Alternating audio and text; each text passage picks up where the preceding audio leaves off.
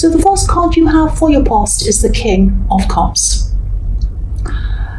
Yeah, I'm seeing someone who might have been trying to hide their emotions from you, actually. Sometimes this card can be a little bit sneaky, but I'm not sure if that's what I'm seeing. I think maybe they were a bit sneaky in the past, this person, but I think they might have been, I'm seeing some regret around this, actually. They might have been regretting things, but I don't think they'd realistically be able to come to you and apologise properly for something they've done, something they regret. There's something stopping them. And, just because you have regret doesn't mean you take action on it, and they're not going to do that, I don't think, at this time anyway. I think whoever this is, I think they have turned a lot of things in their life around. I think when you knew them, they were very down on their life, they had a lot of problems. Some of them were brought on themselves, but I think now at this time they're a lot wiser, they're a lot more mature, but I don't think they were emotionally mature though still at this time. I think they hadn't matured fully yet at this time. They might actually be feeling a little bit afraid to approach you, actually. They were at this time anyway.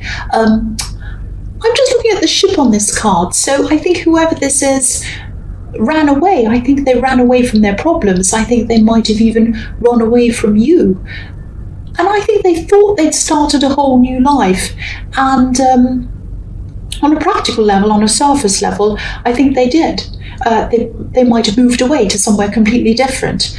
But they weren't inside of themselves. They hadn't started a new life. They were feeling this regret. They were still feeling all of these feelings. And, they were trying to push all of their feelings down out of their mind, like this king is on top of the water and he's trying to kind of get on top of his emotions. But you can't do that by hiding your emotions, running away from them. The only way you can get on top of your emotions is to face them and address them. And I don't think this person was emotionally ready or emotionally mature enough to be able to do that yet. They kind of run away. I keep on seeing that, running away. So the next card you have for your past is the Seven of Swords. Yes. So this person, look at this man running away with these swords. So they've hurt other people, I think, as well. I think they've hurt some people since they hurt you, actually, since the time they're with you. There's a pattern here. So whoever this is, I think what happens is this: they start a new life and then things go wrong, and instead of facing up to things and dealing with them, they run away again. And I think they hurt people that they leave behind a lot of the time. This man's running away obviously with these swords, but he's left two behind and they're stuck into the ground. They're stabbing the ground. So they're stabbing whoever and whatever they've left behind. So all of the people they leave behind feel really, really hurt. That's what I'm seeing. Now, whoever this is might have thought or hoped that the people who they've left behind would move on as well and just be fine and forget about this, forget about them running away. But of course, they're not going to do that. This is still on a lot of people's minds. It's still alive in a lot of people's minds, or it was at this time. I think it still is. It's illuminated, actually, like the golden sky over this scene. You're probably not the only one who's still thinking about this person. I keep on seeing a lot of people who are hurt or have been hurt by this person. There's a tiny group of people on the left of this card at the tip of these swords. You know, the swords that are pointing down. This man's holding these swords, and at the points, they're pointing down toward a group of people on the left-hand side. They're in silhouette and they're tiny. You might not be able to see them. But there's a group there, and one of them's lifting up their sword. It's like they're saying, hey, you're stealing something. What are you doing? But they're too far away to kind of stop them. So a lot of people have seen this person's behaviour and they haven't forgotten it. They really have not, even to this day. And so I think this person, unless they grow and mature emotionally, they're going to keep on doing this, running away to the next place and the next person, all of that thing. That's what I'm seeing. So the last card you have your past is the Knight of Wands. So I'm seeing that part of them probably would have liked to talk to you. Don't shudder when I say that. And I think maybe they were thinking about making things up to you or something like that, or at least coming to talk to you in some way. I think they did have a lot of regrets. I am seeing a lot of regret around this. They still do have a lot of regret, I think, but I don't think they want to face up to the reality of that. I think they might have been imagining talking to you and everything going well in their kind of fantasy imaginations, kind of like they're imagining, oh, I talk to them and they say, oh, aren't you wonderful, welcome back, and all of this kind of thing. But I think when they started to think about the reality of what might actually happen, they kind of backed off and didn't contact you. They don't want to be out of control. What they're afraid of is that they're going to talk to you, or they were at this time, that they'd talk to you, come and talk to you, and you'd be really angry or upset, and then they wouldn't be in control of the situation. And of course you would have been angry or upset, of course, because they really hurt you. This knight's trying to get this horse to go where he wants it to go, but it's out of control. It's jumping up and down. And that's what this person can't face, the reality of not being able to control the situation. That's what I'm seeing here. So I don't mean to make this all about this person. I'm sorry about that, but I am seeing them. I'm seeing them here. That's why I'm talking about them. So, and I'm seeing them very, very strongly. I'm seeing some very strong feelings of regret coming from them, but they're not able to address that. So they're always going to have this regret until they actually come clean with some people, and they actually come forward and they apologize and they come and admit things and they go back to things. So, but at this time, they're still not ready to do that. It might be, I think, okay, I'm just seeing this. There might be some practical reason coming up where they might feel that they have to talk to you. I just saw that. So I don't know what that practical thing might be. They might want someone's contact details, or they might want to ask you something, or they might think that you have something of theirs. I don't know. But just be aware that this person might come back to talk to you. That's what I'm seeing. They'll be afraid to, but they might think that they have to. That's what I'm seeing. So the first card you have for your present is the Eight of Wands. What I'm seeing in this card is I'm seeing traveling around, moving around to go to someone who needs you. Someone definitely needs you. I can see that. I can see that really clearly in this card. I think this might be someone who needs your practical help as well as your emotional help. They might not be very well. It might be something like that. But this is someone who you care about, and I don't think you'll mind doing this. Excuse me, but you'll probably have to change things around, change your schedule around, move things around in your life, rearrange things for you to be able to do this. There is some traveling. I am seeing traveling around this. This card could be about traveling. So you might have to drive around doing things for them or something like that. Or it might be that you're traveling to them, to see them, to help them.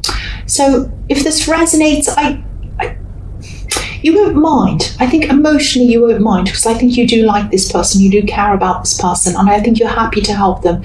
But practically and logistically, this is going to be a big pain for you. It's going to be really difficult for you, because you're going to have to push some other things back, some things that you'd had in your mind for a long time, you wanted to achieve, you wanted to do things, and you're like, right, at this time of the year, I'm ready to do this, I'm going to do this.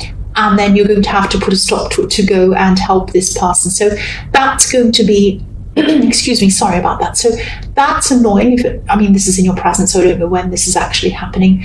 But there's a feeling of annoyance, frustration, all of that kind of thing, that you have to put all of these things aside for a while. But, you'll pick them up again. And you will be feeling a bit stressed if you're not already around this setback, but it's just a setback. Don't worry, you're going to be able to do this. It's not like, oh, I'll never do this now. No, you will do this. You'll do these things and you'll get there. You will. And you're doing the right thing. You're doing the right thing by helping this person, and they're going to really appreciate your help. That's what I'm seeing. The next card you have for your present is the Devil. Yes, the horrible, old, ugly Devil. There are some other people, I think, who could be helping you help this person in the Eight of Wands. but they're not doing that. They could be doing everything themselves, actually, but they're not doing that. Maybe this is another family member. Maybe this is someone who is kind of shirking their responsibilities. I'm seeing you're the more dependable one here. So that can be really frustrating, actually, to be the dependable one sometimes. But that's what I'm seeing here. You are the more dependable one. That's just how it is in this situation. So, I just think that, that might be frustrating you as well, that whoever this other person is isn't stepping up. But I don't think there's a lot you can do about that, because I think you care about this person and you'd rather help them than leave it to someone who isn't as helpful or as reliable. You don't want to leave them in the hands of this other person, basically. So, the other thing I'm seeing is that I hope this is going to make sense. And I hope you're not going to be angry with me, but this is what I'm seeing in this card. I'm seeing a choice in this card, and I think it might be around money or a material object or something like that, a purchase, buying something, selling something. I can't see if this is about you making a purchase or someone wanting to make a purchase from you, buy something from you. But you might be holding on to wait for something a bit better, maybe even something bigger or more prestigious or something like that. Or it might be that you're selling something and you're waiting for a better profit or something like that. Now, if this is resonating, just be a bit careful. Again, don't be angry with me, but just be a bit careful that you're doing this for the right reasons, that you're waiting for the right reasons, that you're wanting something better for the right reasons. I'm not saying you should settle for less or you should have the worst thing or the cheapest thing or whatever. That's not what I'm saying at all. There's nothing wrong with buying the best thing or wanting the best thing. But think about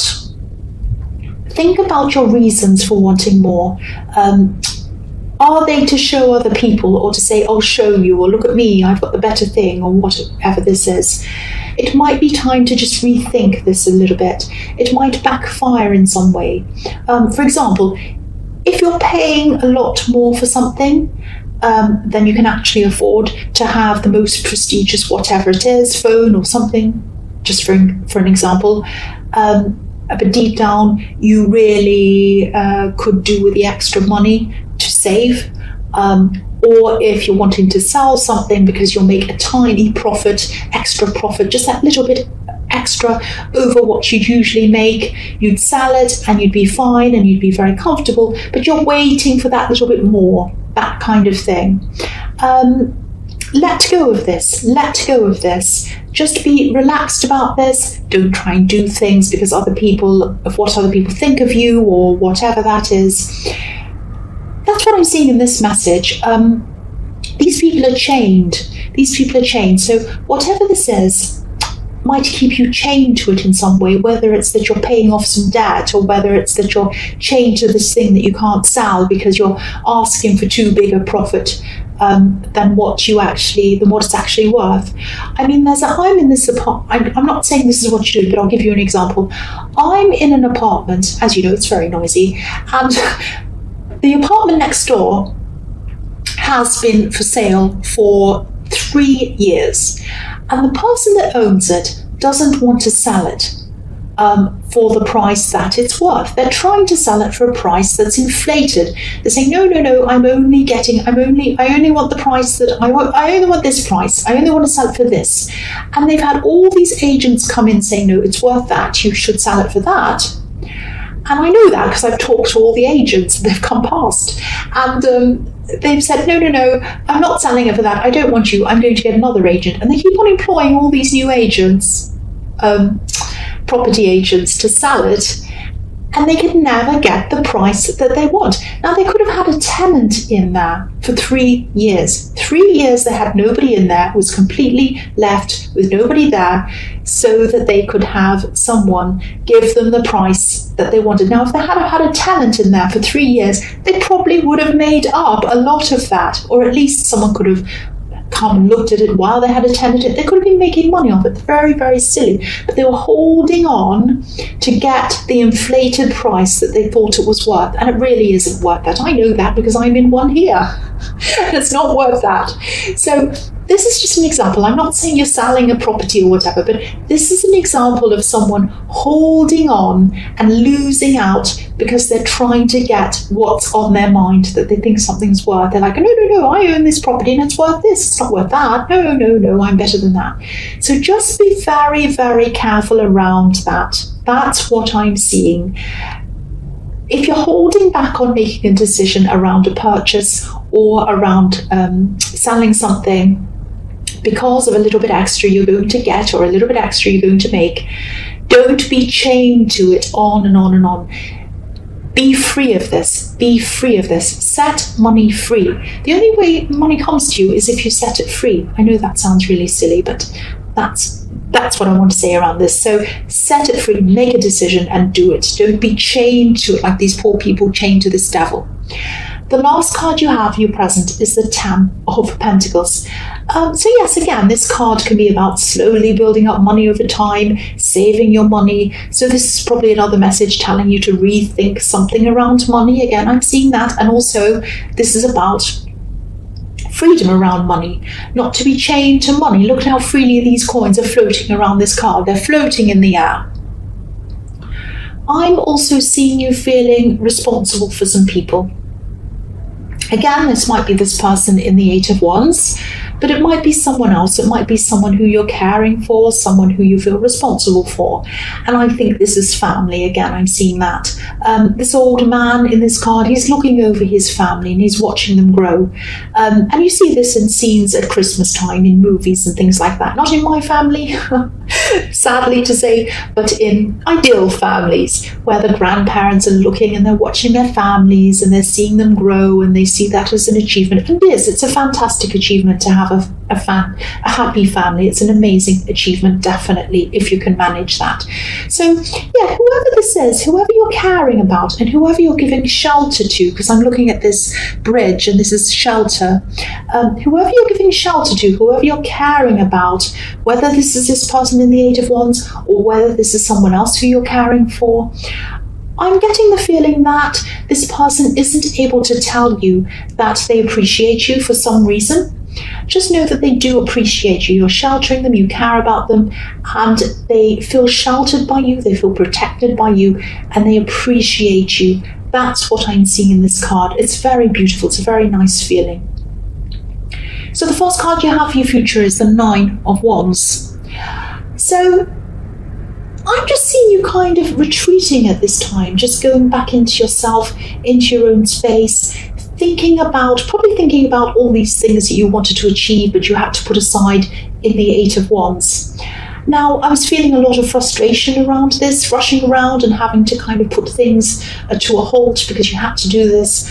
But I actually think this break is going to be good for you, or it has been good for you by this time, because I think you're going to be able to see that you weren't ready to actually do these things. You thought you were. You thought you were ready to go and achieve all these things and put them into place. Say, right, I'm going to do that, I'm going to go here, I'm going to do this.